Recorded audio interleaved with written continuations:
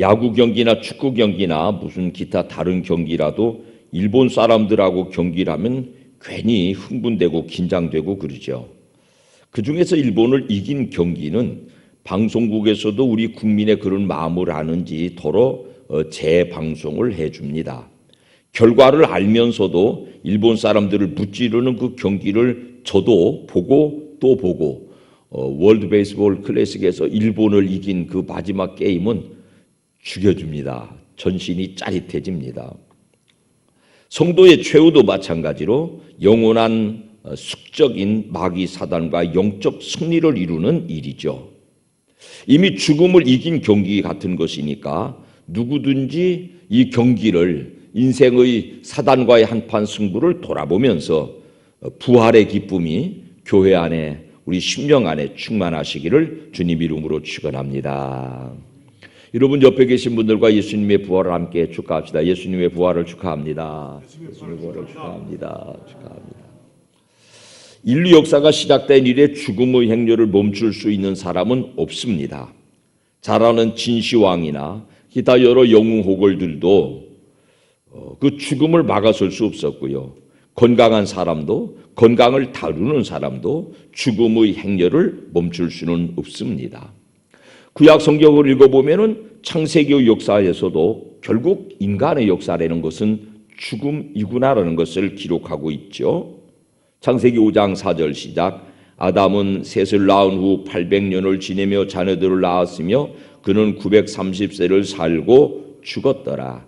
셋은 105세에 에노스를 낳고 에노스를 낳은 후 807년을 지내며 자녀들을 낳았으며 그는 912세를 살고 죽었더라. 계속해서 죽었더라는 말씀이 반복됩니다. 근데 그 긴 인류의 긴 죽음의 역사, 그 행렬을 멈추신 분이 계십니다. 오늘 본문 우리가 함께 읽었습니다마는 예수님이십니다. 나인성에 홀로 살던 여인의 젊은 아들이 죽어 장례 행렬을 이루었는데요. 우리 자녀들의 영적 생명이 이와 같지 않은지를 좀 돌아볼 비상한 관심을 계기로 삼아 보시기 바랍니다. 예수님이 땅에 오셔서 다른 사람들이 하시는 모든 일을 다 하셨습니다. 근데 예수님은 이 땅에서 장례식 치른 적은 없으세요.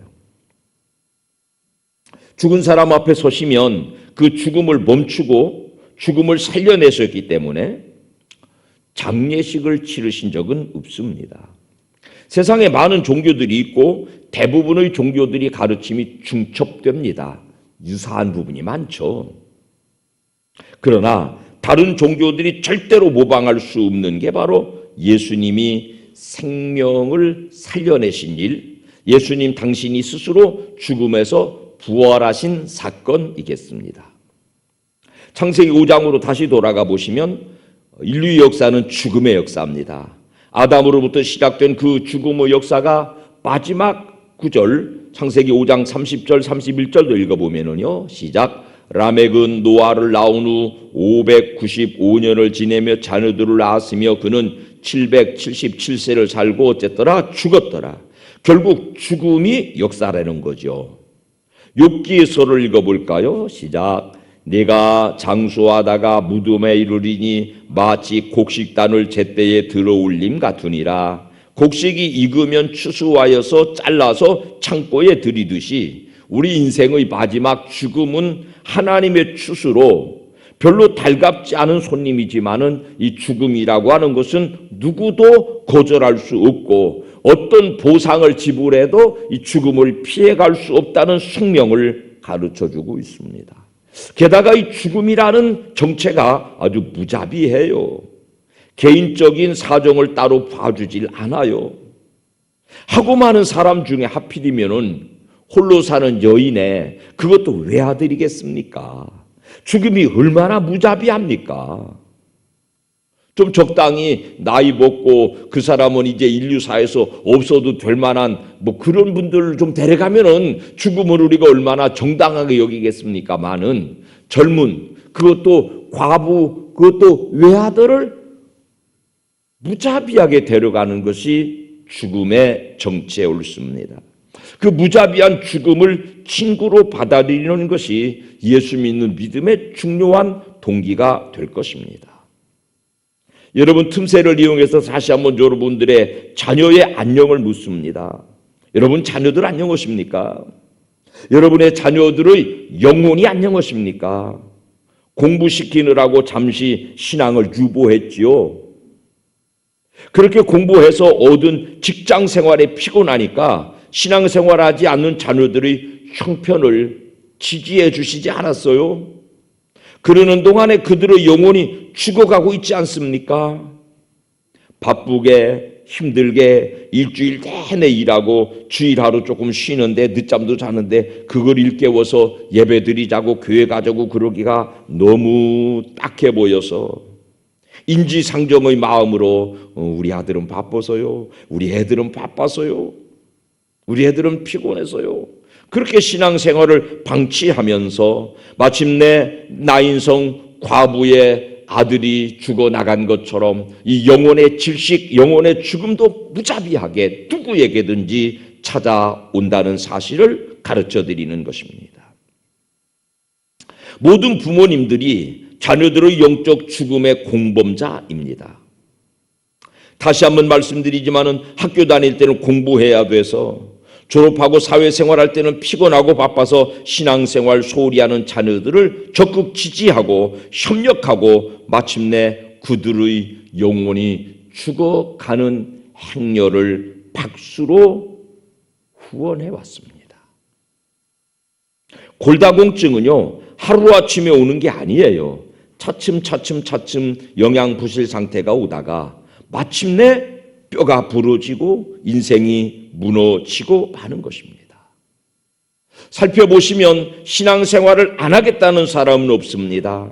예배 시간에 한 번 빠지고 바빠서 두 번 빠지고 기도를 소홀히 하는 일이 한 번, 두 번, 세 번 진행되는 동안에 누구든지 영혼의 골다공증이 찾아와서 마침내 인생의 전환점에서 군대를 간다든지 대학을 졸업하고 직장을 간다든지 군대에서 제대하고 세상으로 나온다든지 이런 인생의 전환점에서 그동안 쌓여온 영혼의 골다공증 까닭에 그 체제가 한꺼번에 신앙이 한꺼번에 무너지고 마는 것이니 긴장해야 될 것이에요. 신약성경을 시작하는 구절을 읽어보자고요. 마태복음 1장 2절부터 읽어볼까요? 시작. 아브라함이 이삭을 낳고 이삭은 야곱을 낳고 야곱은 유다와 그 형제들을 낳고 생명을 낳는 역사로 신약을 출발하고 있군요.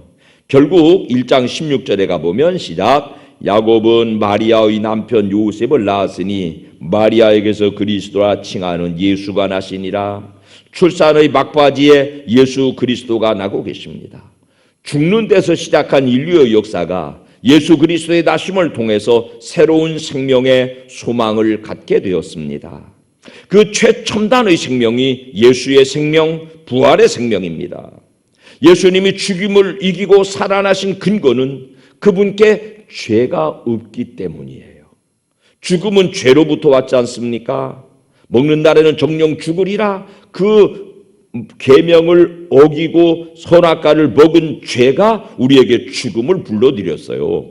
그런데 예수 그리스도는 사람의 몸을 입고 이 땅에 오시기는 했지만은 그분에게는 죄가 없으니까 예수님을 죽음이 영원히 가두어 둘 수는 없었던 것입니다. 외아들 키우다가 청년의 때 죽어버린 외로운 과부는 마침내 그 새 생명 예수님을 만났습니다. 죽음의 행진을 예수님께서 멈춰 세우셨습니다. 그 아이를 살려내셨습니다. 까닭은 그 죽음이 부당한 것이었고 까닭은 그 죽음 때문에 그 어머니의 너무나 간절한 눈물이 있었기 때문에 예수님이 주목하셨던 것이죠. 사랑하는 여러분, 지금도 부모님들의 눈물이라면 영혼이 골다공증에 걸렸거나 영혼이 주저앉아버린 자녀들의 영혼의 생명을 부활시킬 수 있는 동기가 될 것입니다. 이 시대의 부활은 우리 자녀들의, 우리의 다음 세대들의 신앙 회복이 가지고 있는 가장 강력한 의미일 것입니다. 요나라는 선지자를 부르셨어요. 이방 땅에 가서 복음 전하도록 명령하셨는데 요나는 거절하고 달아나는 죄를 짓습니다. 하나님은 그를 물고기 뱃속에 가두셨죠. 거기서 통렬한 회개가 이루어졌고 물고기는 그를 바닷가에 토해내서 사흘 만에 죽었다가 살아난 생명이 되었습니다. 마태복음은 예수님께서 이 말씀을 이렇게 인용하고 계세요. 시작. 악하고 음란한 세대가 표적을 구하나 선지자 요나의 표적밖에는 보일 표적이 없느니라. 그 사건을 부활의 표적으로 삼고 계시군요. 인류의 죄가 죽음 만들었습니다. 물고기가 요나 삼키듯 죽음이 예수님도 집어삼켰습니다. 근데 예수님은 죄가 없으시니까 죽음의 자양분인 죽음이 먹고 살아야 되는 양식인 죄가 없으니까 죽음이 예수님을 삼킬 수 없어서 무덤이 예수님을 다시 토해냈습니다. 물고기가 요나를 토해내듯 무덤이 예수님을 토해냈습니다. 그것이 부활 생명이죠. 에덴에서 시작된 죽음의 역사가 깊으니까 죽음의 역사가 긴 세월 이어왔으니까 이 죽음이라는 것의 정체도 제법 늙었습니다. 근데 그 늙은 죽음은 지금도 여전히 인류를 향해서 모든 것의 끝이라고 죽으면 모든 것이 끝난다고 인류를 향해서 사기치고 있습니다. 많은 사람들이 이 어둠의 죽음의 정체에 사기에 속아서 죽음 앞에 좌절하고 괴로워하고 그 죽음을 마냥 두려워만 합니다. 그래서 과부의 죽은 외아들의 장례식도 슬픔으로 가득 찼죠. 슬픔으로 통곡했지요. 그 죽음의 행렬이 예수님 만나니까 새 생명으로 탈바꿈됩니다. 죽음이 더는 인생을 향해서 사기칠 수 없게 되었습니다. 그 과부의 아들의 생명 회복이 오늘날 우리 자녀들의 영적 회복되는 게 이 시대의 부활 신앙의 중요한 의미이겠습니다. 우리는 그 죽음을 신부되는 성도가 신랑 예수님 만나러 갈 때 타는 가마처럼 여기면 됩니다. 산 넘고 물 건너 신랑 찾아가려면 이 죽음이라고 하는 가마를 타야 됩니다. 그 가마가 향하는 곳에 주님이 마중 나오셔서 우리의 죽음을 새 생명, 부활 생명으로 바꾸어 주실 것이구먼요. 그 승리의 날을 믿으신다면 우리의 삶은 이긴 경기 되돌려 보기와 같은 것입니다. 예수님 믿고 살다가 먼저 가신 부모님들, 먼저 가신 배우자들이 부활 생명체로 하나님과 살고 있을 것이니까 죽음은 그들 살고 있는 우리의 이웃집으로 우리를 데려다 주는 가마와 같은 것입니다. 그 죽음을 통과해서 새로 얻는 부활 생명의 소망으로 우리의 미래를 준비하셔야 되겠습니다.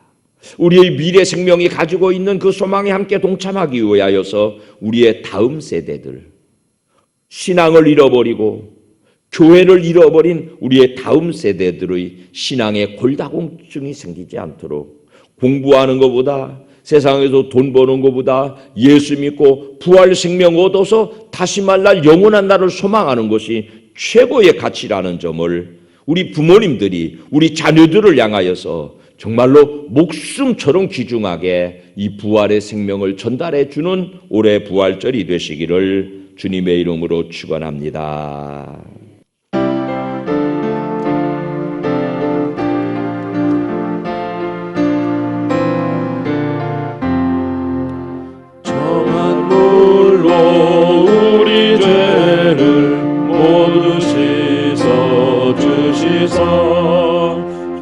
주의 자녀 삼으시고 은혜 내려 주소서. 빛난 옷을 입히시고 사랑으로 채우며 주의 성령 임하시니 기쁨 넘치옵니다.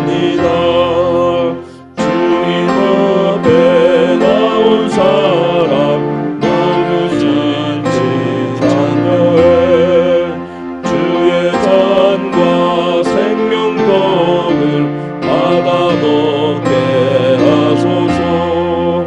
죄와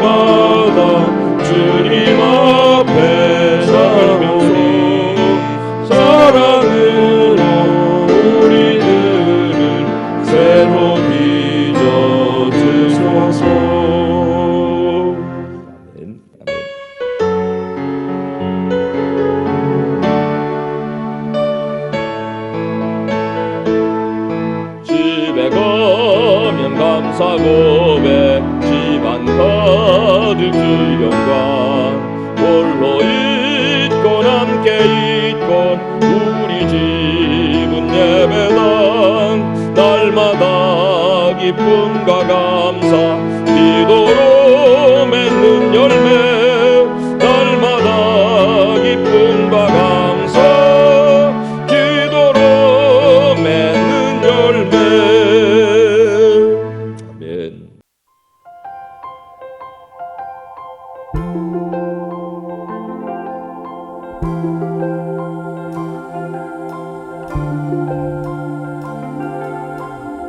아멘.